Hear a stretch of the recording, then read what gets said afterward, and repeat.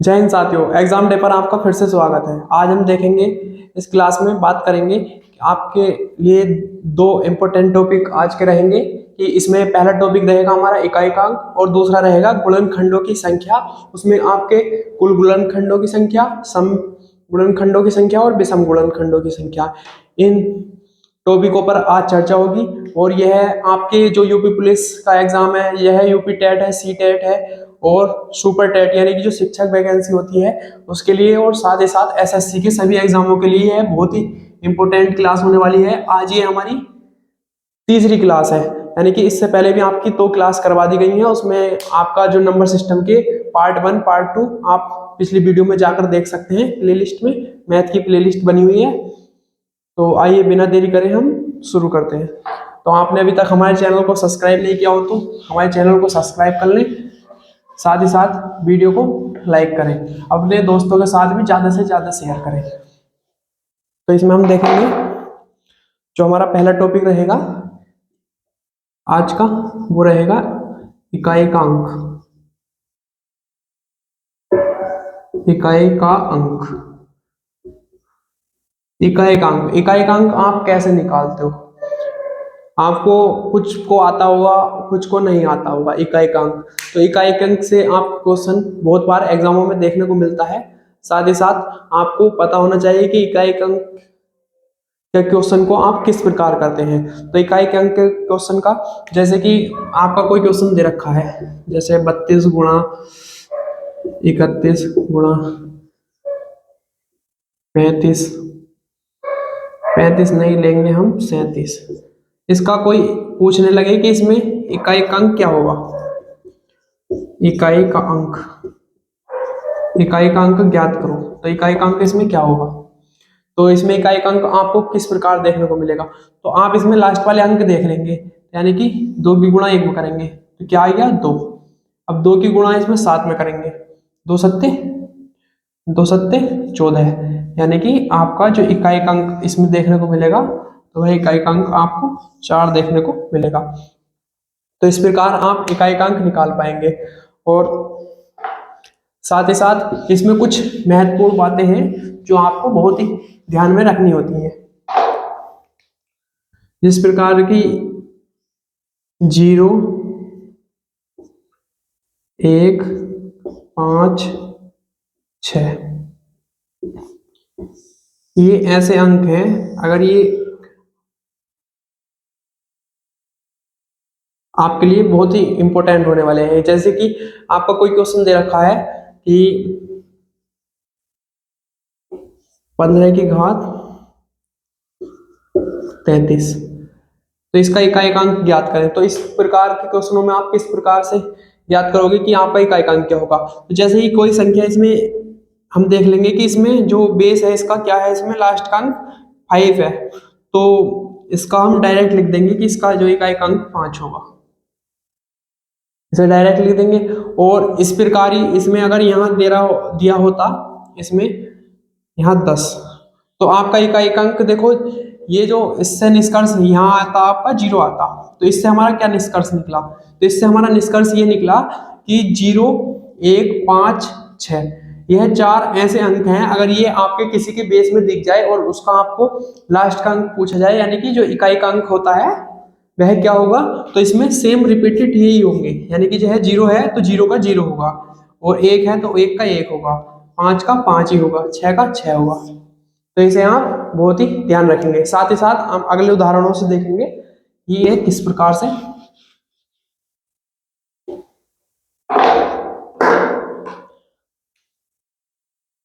जैसे कि आपका अगला क्वेश्चन रहेगा इसमें,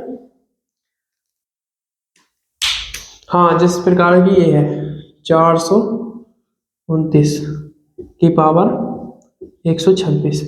तो इस प्रकार के क्वेश्चनों को आप कैसे इकाइकांक ज्ञात करोगे? इसका इकाइकांक क्या होगा?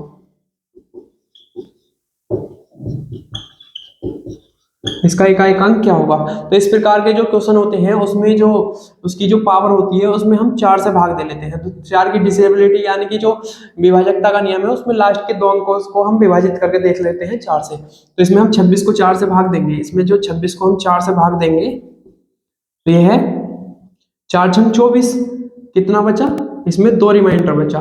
तो जो रिमाइंडर बचता है तो उसको जो आपको बेस होता है उसमें रख लेते हैं, यानी कि जो रिमाइंडर बचा था इसमें 2, तो 9 की पावर 2 रख लेंगे। तो इस 9 को हम 2 बार गुणा करके देखेंगे तो 9 9 81, यानी कि जो 81, तो इसमें इकाई अंक क्या होगा आपका 1। इस प्रकार से आप इकाई अंक इस प्रकार के क्वेश्चनों में याद कर पाएंगे। इसके बाद हम अगला उदाहरण देखेंगे। उदाहरण के माध्यम से आपको अच्छे से और भी अच्छे से समझ में आ जाएगा। जैसे कि अगला उदाहरण आपको है कि हाँ, इस प्रकार का क्वेश्चन, इस प्रकार का क्वेश्चन आपको बहुत बार एग्जामों में देखने को मिलता है।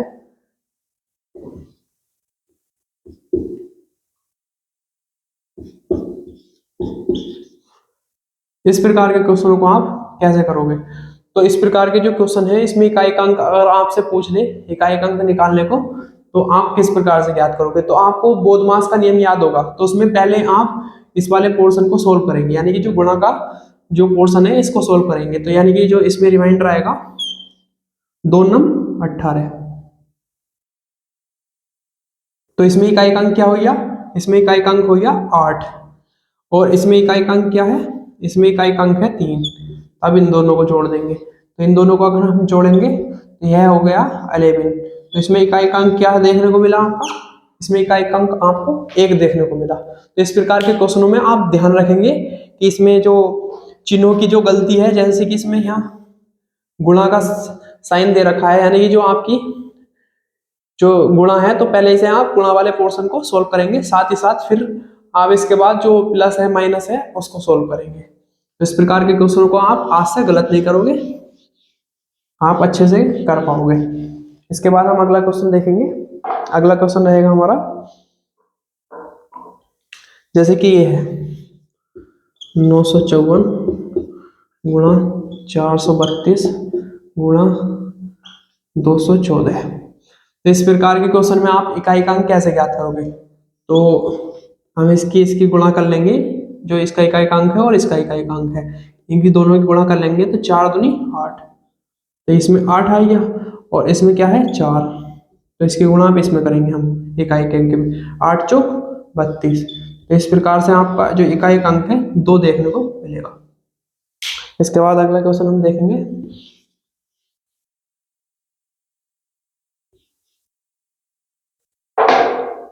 इसके बाद अगला क्वेश्चन देखने को मिलेंगे, जैसे कि ये है, जैसे 90 की पावर आपको 900, यानी कि जो, तो आप इसमें किस प्रकार करोगे? तो जैसे ये इकाई का इसका बेस क्या है? इसका बेस 0 आ गया। तो मैंने बताया था आपको कि जिसका बेस 0 1 5 और 6 हो, जिसका बेस ये होता है तो उसका इकाई अंक भी 0 ही होता है, यानी कि जो इसका इकाई अंक होगा वह आपको 0 देखने को मिलेगा। तो बिना देखे इसका आंसर है, मतलब आप मात्र 2 सेकंड में इसका आंसर बता सकते हैं। तो इस प्रकार से हम अगला क्वेश्चन देखेंगे। जैसे कि आपका ये है 36,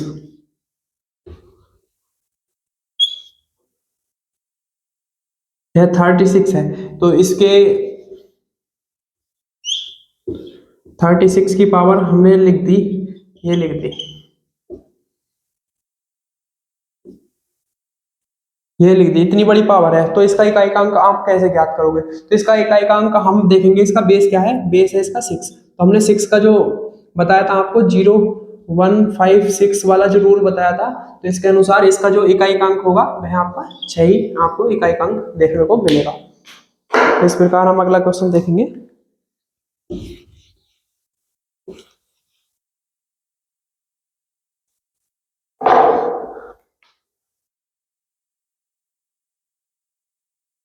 इसके बाद है इसका अगला क्वेश्चन है आपका 124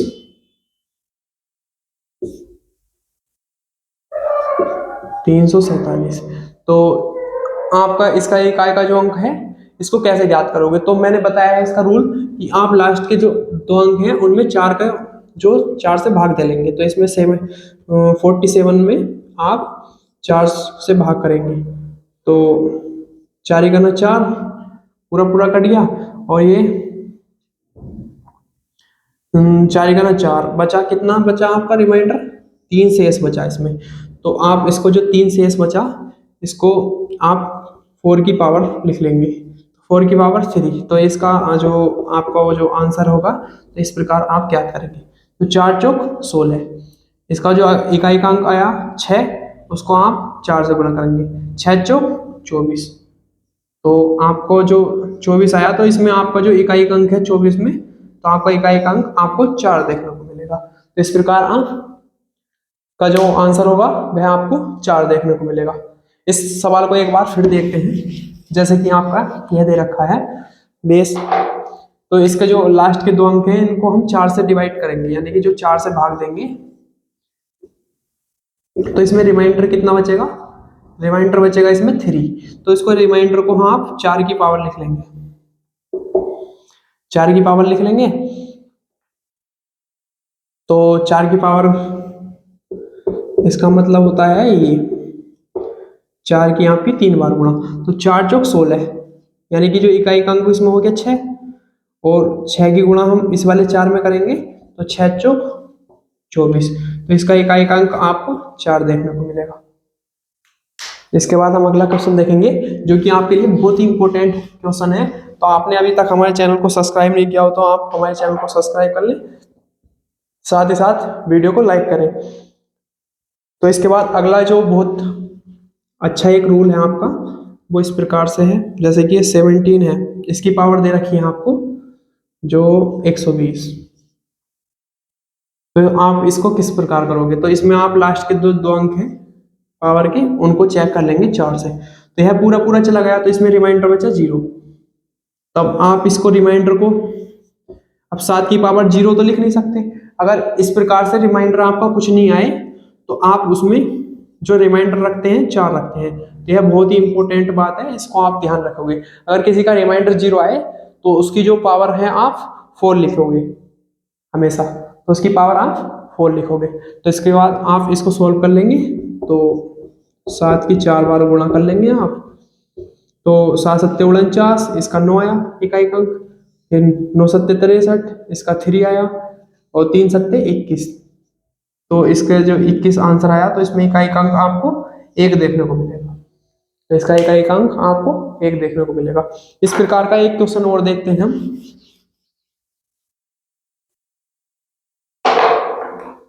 इस प्रकार से अगला क्वेश्चन देखेंगे हम, जैसे कि ये है 18 की पावर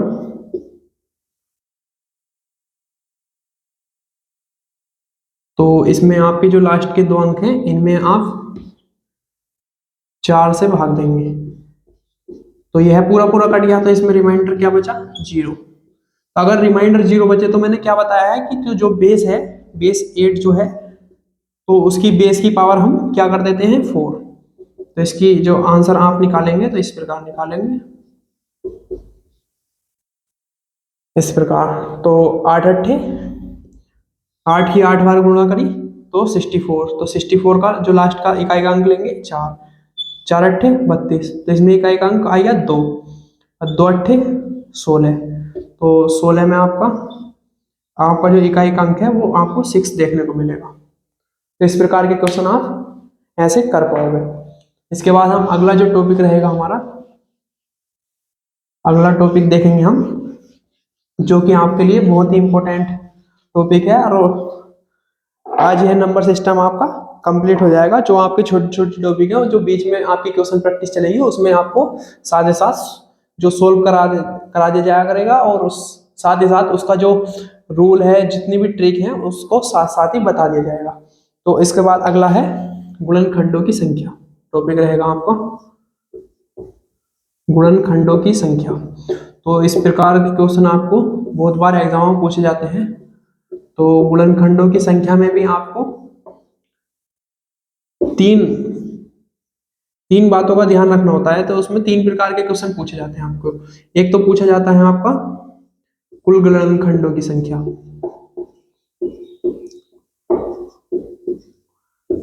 कुल गुणनखंडों की संख्या, और दूसरा आपको जो पूछा जाता है, दूसरा आपको पूछा जाता है इसमें, रुक जाओ मार्कर चेंज कर लो। दूसरा इसमें पूछा जाता है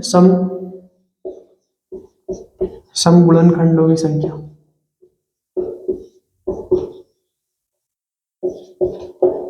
समगुणनखंडों की संख्या, और तीसरा इसमें पूछा जाता है विषम गुणनखंडों की संख्या। तो इस प्रकार से आपको क्वेश्चन देखने को मिलते हैं कि कोई संख्या दे दी होगी और उसके साथ साथ आपको पूछा जाएगा इसमें कुल गुणनखंडों की संख्या बताइए, या इसमें समगुणनखंडों की संख्या बताइए, और या विषम गुणनखंडों की संख्या बताइए। तो इस प्रकार के क्वेश्चन आपको बहुत बार एग्जाम में पूछे जाते हैं। तो इसको हम देख लेंगे उदाहरण के माध्यम से। इसमें हम देखेंगे, तो हम पहली संख्या लेंगे इसमें 16। तो इसको किस प्रकार करेंगे, इस प्रकार आपको इसके गुणनखंड निकालने हैं।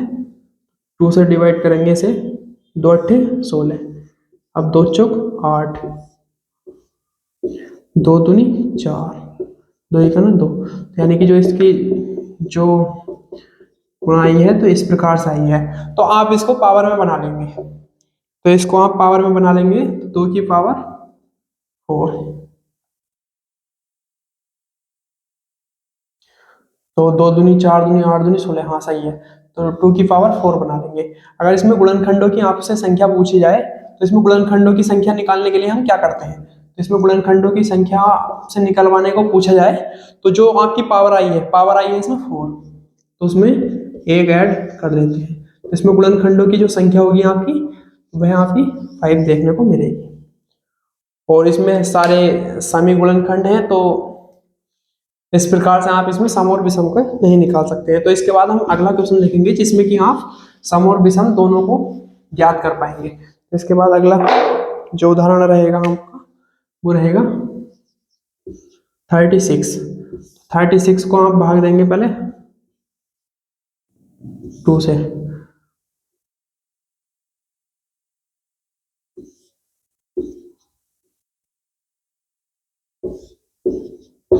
तो आप इसमें 2 से ये जाएगा 18 बार, फिर 2 से जाएगा ये 9 बार, फिर 9 को आप करेंगे 3 से भाग, तो 3 से ये 3 बार चला जाएगा, 3 तिया 9, फिर 3 से ये 1 बार चला जाएगा। तो इसकी जो गुणा निकल के आई है वो आपकी निकल कर आई है 2 की गुणा 2 बार और 3 की गुणा 2 बार, यानी कि 2 दूनी 4 तिया 12, 12 तिया 36। तो यानी कि जो इसका जो आई है पावर में लिख लेंगे हम, तो 2 की पावर 2 गुणा 3 की पावर 2। तो इसके अगर आपसे पूछे जाएं कुल गुणनखंड, तो आप इसको ऊपर लिख लेंगे, यानी कि हम लिख लेंगे इसको जैसे कि 2 की पावर 2 और 3 की पावर 2, इसकी गुणा ये निकल कर आई है 36 की। तो इसमें हम क्वेश्चन बनाएंगे, आप इसमें क्वेश्चन देखेंगे हम, जो आपको पहला क्वेश्चन पूछा जाता है इसमें कुल गुणनखंड, कुल गुणनखंड।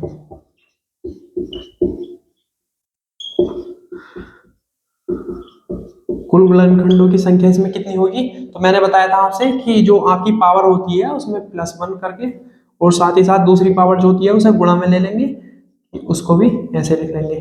तो इसके जो कुल गुणनखंड आए हैं आपके 9, आपके जो कुल गुणनखंड इसमें देखने को मिलेंगे वह आपके कुल गुणनखंड होंगे आपके इसमें 9। तो यानी कि जो हम साइड में लिख भी लेंगे कि आपके लिए थोड़ी सी हेल्प मिलेगी। तो इसमें जो आपके कुल गुणनखंड आए हैं, तो कुल आए हैं 3 तिया 9 आए थे इसमें। और अब देखेंगे इसमें हम सम गुणनखंड,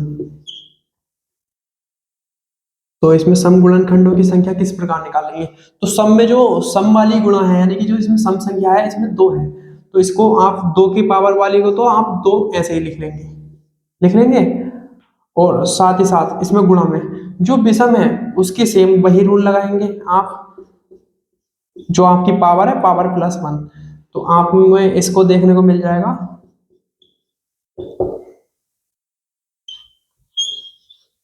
तो आपकी जो सम गुणनखंड इसमें देखने को मिलेंगे वो 6। तो यानी कि आप इस प्रकार जो सम गुणनखंड निकाल पाएंगे। और साथ ही साथ आप जैसे विषम गुणनखंड निकालने हैं, तो विषम गुणनखंड यानी कि कुल गुणनखंड में से सम घटा दिए तो भी आपके विषम गुणनखंड निकल जाएंगे, तो यानी कि आपके 3 विषम गुणनखंड आएंगे।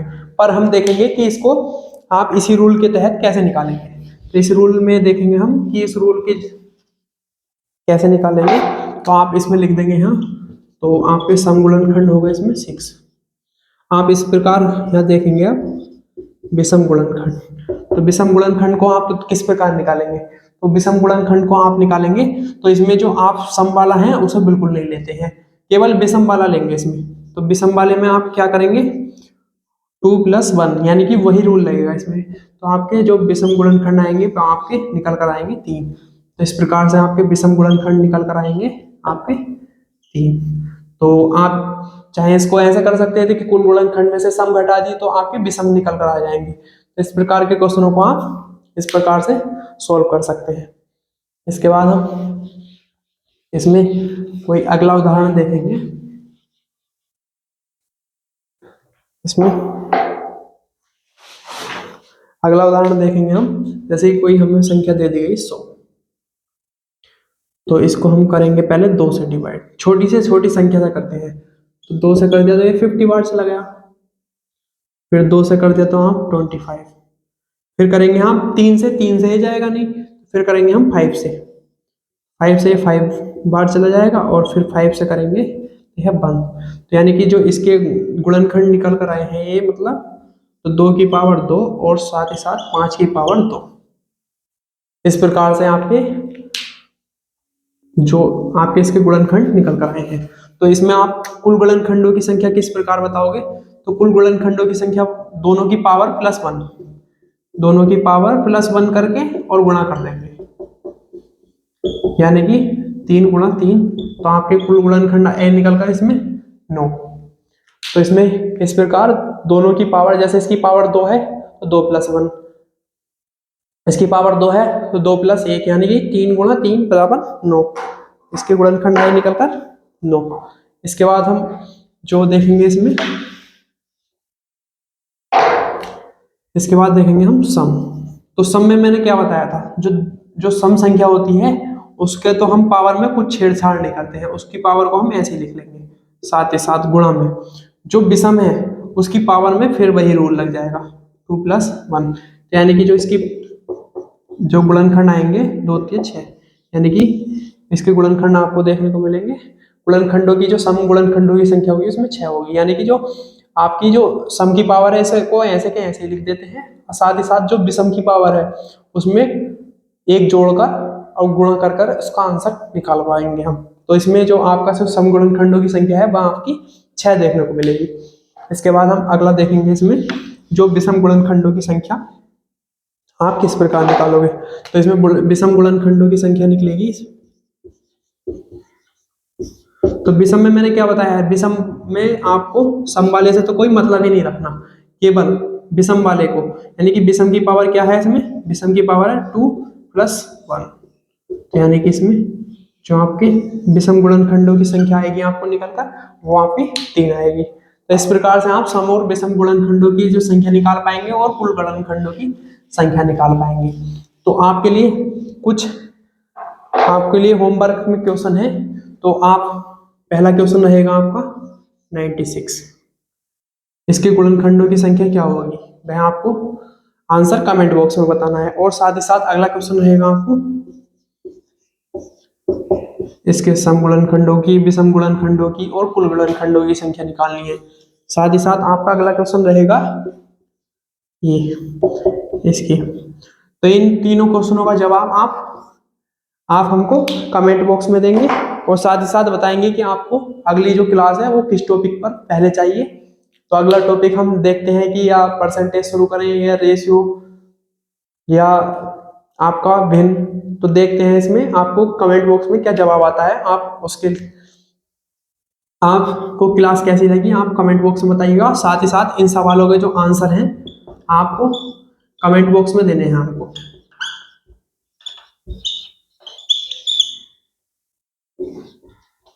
कमेंट बॉक्स में आप इसका जवाब देंगे।